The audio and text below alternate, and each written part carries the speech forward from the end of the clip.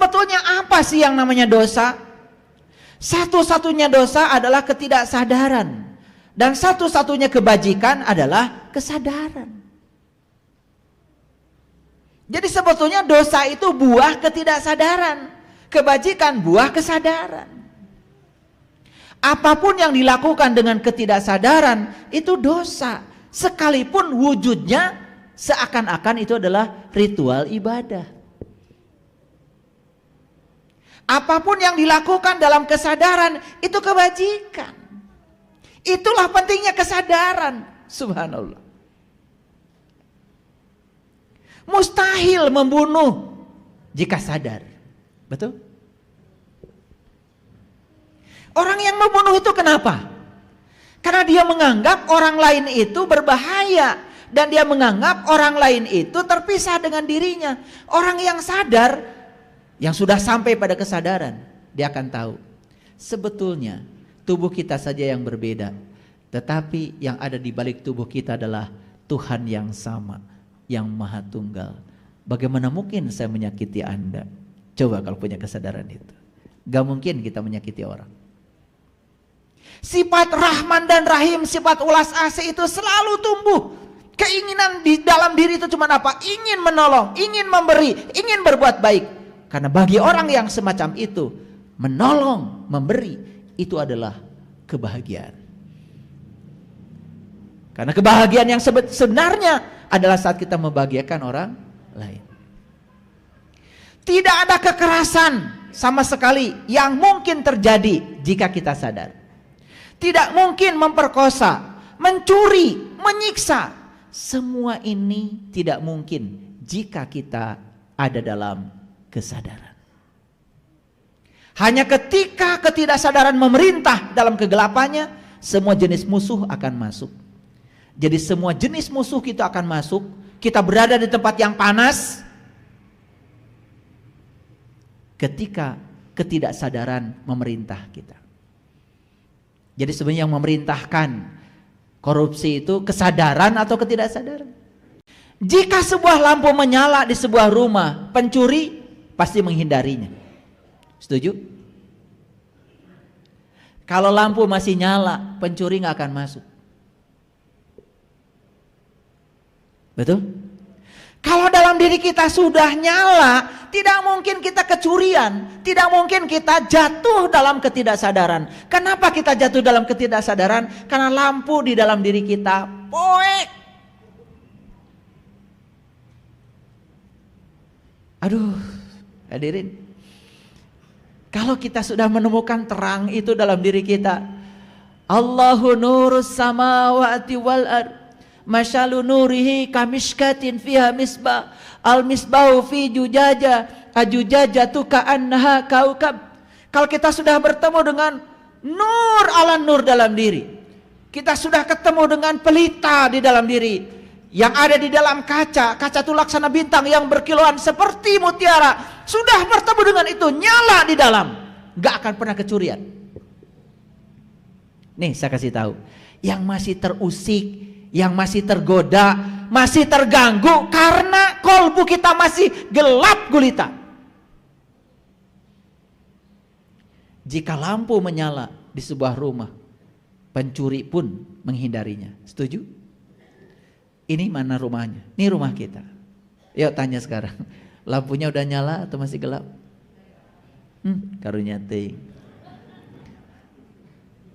Gara-gara poek di jero ta eta. Maling teh arasup wae. Jadi kita sering kecurian di dalam karena apa? Gelap. Nih saya kasih tahu kalau belum mengerti.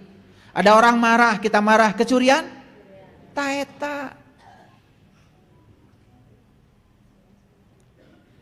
Ada orang lain melakukan tindakan yang kita tidak suka, kita kehel, kita benci, kecurian. Orang lain pinjam uang pada kita, tidak tepat waktu mengembalikannya, kita marah-marah, kecurian. Jujur saya tanya, berapa kali kalian dalam sehari kecurian?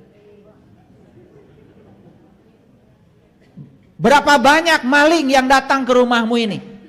Banyak? Makana teu bogana naon. Paham? Kenapa? Poek. Gelap gulita. Yang kedua, ada pencuri masuk ke sini, tapi penjaga di sini terjaga. Lari nggak pencuri? Lari? Jujur, itu penjaga dirimu tuh ada apa tidak? Ada apa tidak?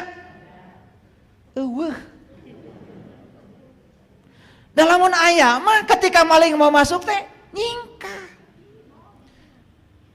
Ieu udah maling teh resep asup ka imah si eta mah. Hiji poek nomor kedua eueuh nu ngajaga. Betul Pak gitu? Kita kebobolan terus menerus, dua masalah kita. Satu poek, dua teu aya nu ngajaga.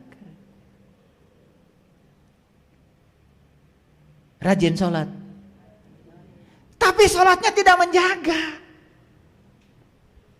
Rajin puasa, tapi puasanya tidak menjaga. Rajin baca Quran, tapi baca Qurannya tidak menjaga. Harusnya dipertanyakan, kenapa ritual ibadah saya kok tidak menjaga saya?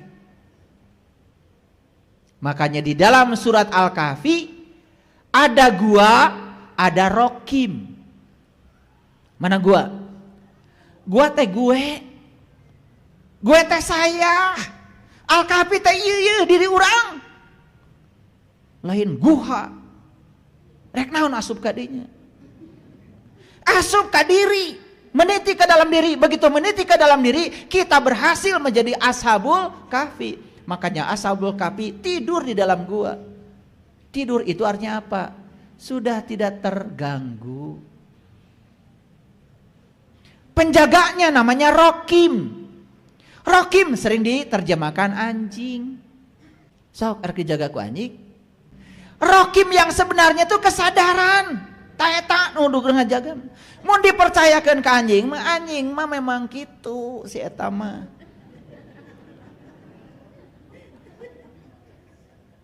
Nah sareuri. Buah-buah.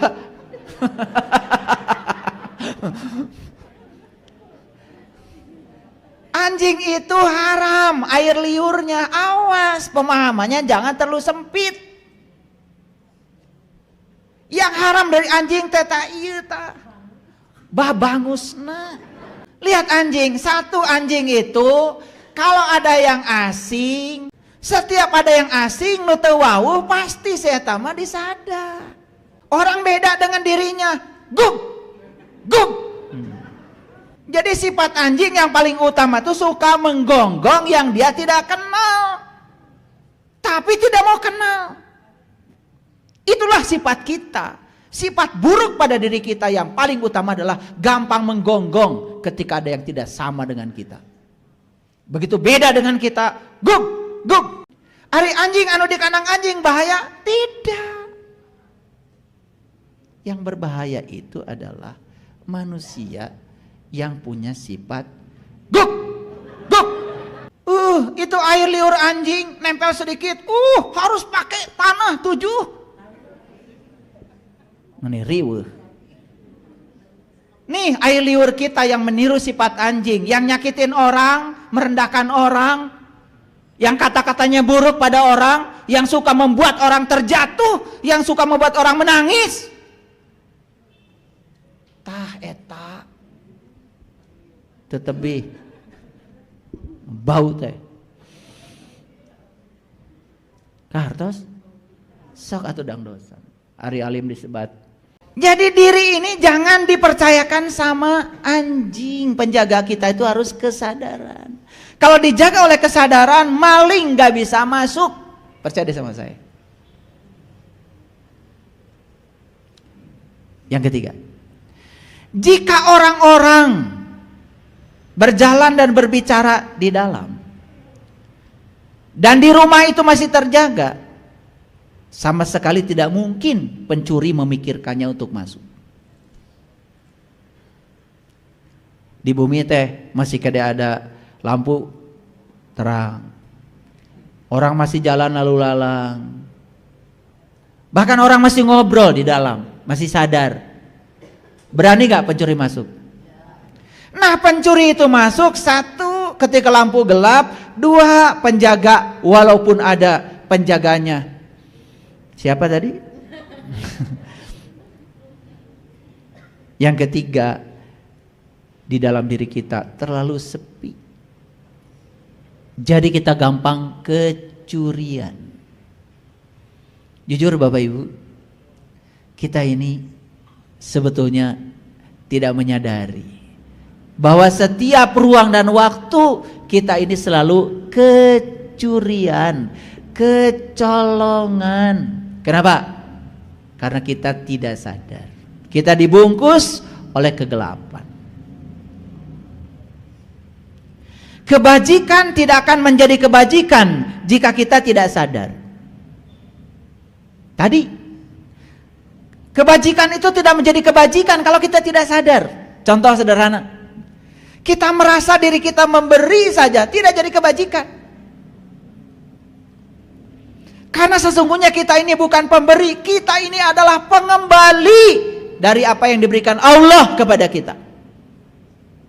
Jadi ketika kita memberi itu cuman, ya Allah, saya kembalikan ini kepadamu lewat orang-orang yang butuh pertolonganku. Yang memberi engkau, ya Allah, tidak ada pemberianku, segala puji habis buat engkau. Kebajikan tidak akan menjadi kebajikan jika kita tidak sadar. Bagaimana kita bisa berbudi luhur jika kita tidak sadar? Akan ada ego raksasa yang besar di balik kebajikan kita. Ini yang tidak bisa dihindari. Sepanjang kita masih kegelapan, sepanjang kita masih bercokol dengan bayangan kita, kita tinggal di tempat yang panas. Sepanjang itu pula tidak ada yang namanya kebajikan. Bapak Ibu, suka memberi pada orang lain?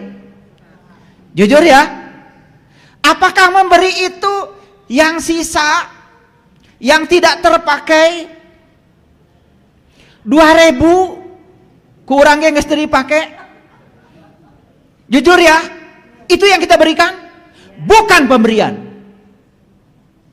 Di Quran dikatakan, tidaklah kamu disebut melakukan pemberian jika kamu belum memberikan yang kamu cintai. Saya kerasakan atau ke orang, lamun orang dibere 1.000, 2.000, kamu dibere kencring 500. Kita aja sudah tidak pakai uang itu. Jadi kalau kita memberi kepada orang lain sesuatu yang sudah tidak dipakai oleh kita, bukan pemberian. Hati-hati, jangan menganggap diri kita sudah dermawan. Memberi itu harus yang bagus. Makanya istri saya kalau masak di rumah, ya, saya bilang, masak yang banyak, biar kita bisa makan dengan tamu. Jadi masak banyak itu niatnya salah aja. Kita masak banyak ya supaya saya bisa kenyang. Kelamun aya sesa. Orang ajakan babaturan. Geus seubeuh kakarang ajak batur, tidak disebut kebajikan karena itu ketidaksadaran. Kekudusan yang dikerjakan dengan kepura-puraan adalah sia-sia. Maaf Bapak Ibu. Kekudusan yang dikerjakan dengan kepura-puraan adalah sia-sia. Banyak sesuatu yang disebut kekudusan. Maaf ya, mungkin kita melakukan ritual, sholat, macam-macam. Tetapi semua penuh dengan kepura-puraan. Dan itu sia-sia. Makanya Nabi Muhammad sebelum beliau sholat, beliau berjumpa dulu dengan siapa yang mau beliau sembah. Makanya tidak ada kepura-puraan. Karena sungguh-sungguh merasakan. Kan itu sunnah. Nabi Muhammad mah tepang heula, namanya nyembah. Urang menyembah we, tetepang-tepang. Ari ditanya teh, umat nasaha anjeun? Nabi Muhammad.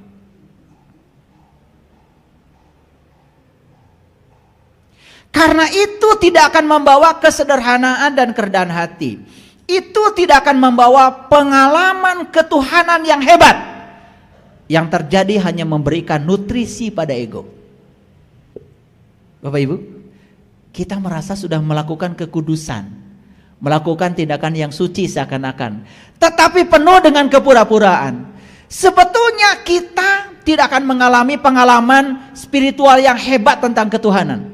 Justru yang terjadi adalah memberikan nutrisi pada ego kita. Ego kita malah dikasih makanan dengan kepura-puraan. Oh, makin tumbuh besar egonya, makin besar bayangannya, makin panas. Heran ya, kadang-kadang bajunya sih sudah putih, sudah pakai peci putih, tapi masih bawa pentungan. Udah gitu mentung orang pakai Allahu Akbar. Allahu Akbar. Kayak asar dalir. Harusnya Allahu Akbar mah tuh orang gak takut. Harusnya kalau Allahu Akbar orang tidak merasa terancam. Betul gak? Justru orang lari terbirit-birit merasa terancam. Padahal ucapannya Allahu Akbar. Harusnya kalau ucapannya Allahu Akbar penuh persahabatan, orang merasa aman, tidak merasa terancam. Harusnya kan begitu. Betul apa tidak? Oke. Sedikit lagi. Banyak manusia seperti menjalani kehidupan yang suci dan terhormat, tetapi busuk di dalam. Dan menjalani kehidupan yang tidak berarti. Dosa akan menjadi dosa. Kebajikan juga akan menjadi dosa. Moralitas sama-sama tidak bermoral. Ngerti maksud saya? Maaf ya. Kan kita sering mendengar kejadian-kejadian yang merendahkan kaum perempuan. Itu malah terjadi di tempat yang oleh masyarakat disebut tempat suci.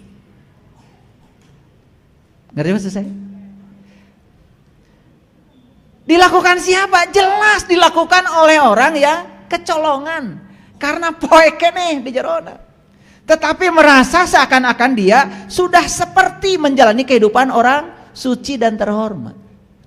Padahal kebinatangannya masih ada.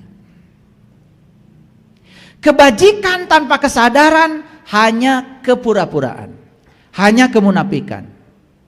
Mereka membuat diri palsu. Mereka tidak membebaskan. Mereka sebaliknya, mereka memenjarakan. Bapak Ibu, sebetulnya kita tuh gak mau sholat. Paksakan sholat. Karena apa? Karena pengen surga takut neraka. Sepanjang begitu sholatnya, dijamin oleh saya, kita tidak akan pernah sadar. Tapi kalau kita sudah mengenal jati diri kita, sudah mengenal siapa Tuhan kita, sholat itu menjadi panggilan yang sakral dari dalam. Ingin sholat. Di level itu saya jamin sholatnya bisa mencegah perbuatan keji dan munkar. Ini dari tadi saya bicara, ngerti enggak? Jangan-jangan udah panjang. Karena tadi saya bilang belajar melupakan. Nggak usah diingat-ingat kata-kata saya, tapi dipahami. Dipahami. Jangan nanti coba ulang lagi yang diceritakan tadi. Nggak usah, capek. Tapi semua yang saya sampaikan itu menjadi energi, menjadi kesadaran baru di sini. Itu yang paling penting. Jadi selama ini kita hidup dalam bayangan, kemunafikan, kepura-puraan, karena kita tinggal di tempat yang panas. Kita serahkan diri, dijaga oleh Malik, ego. Dan sekarang mari kita berteduh. Serahkan diri kepada kesadaran. Biar kesadaran yang mengendalikan diri kita. Maka di situ akan tercipta surga. Dijaga malaikat Ridwan. Begitu ridho, teduh. Begitu ridho, tidak ada bayangan. Begitu ridho, tidak ada diri palsu. Kita hidup yang sebenarnya. Menjadi diri sendiri. Oh, di level itu saya ingin mengatakan pada semuanya, kita mulai menata kehidupan dengan penuh sukacita dan kegembiraan.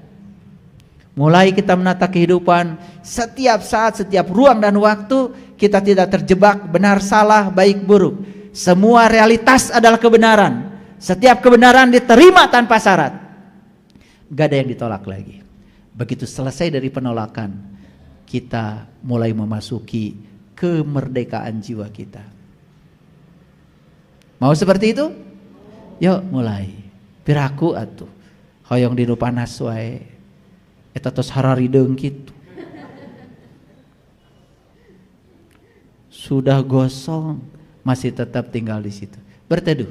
Saat berteduh, semua bayangan hilang seketika.